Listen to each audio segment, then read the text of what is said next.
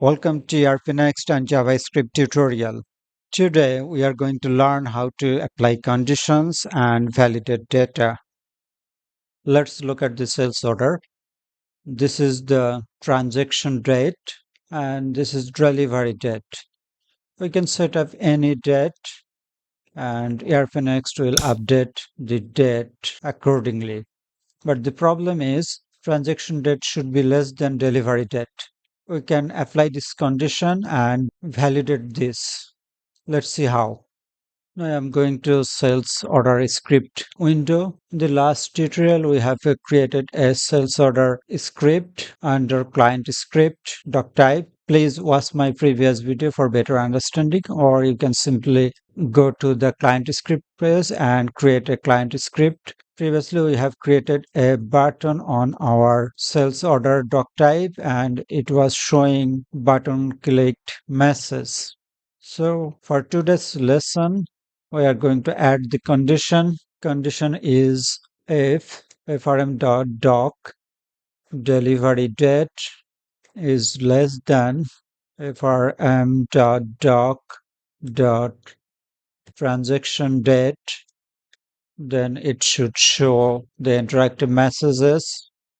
Let's say it delivery date, convert it to string. It will pick the date from frm.doc.delivery date field and it will convert it to a string. Save it. Refreshing. Sales order document is refreshed. Let's see what happened. Now it is showing delivery date must be greater. So it is doing right because transaction date should be greater than delivery date or equal to. So if I make it 4th October, let's see what happened. Showing no error message. That means it is logically correct.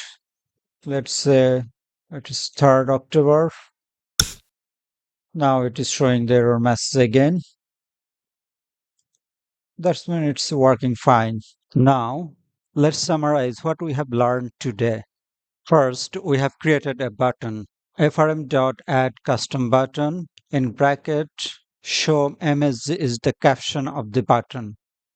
Second, applying condition. Here we have used if statement to compare between delivery date and transaction date. And we have shown message if the condition is true. Maybe you have noticed that all codes are written under refresh from event. There are lots other events are available under Frappe framework. Here is the list. I'll discuss these events step by step in upcoming videos. So subscribe this channel to stay connected.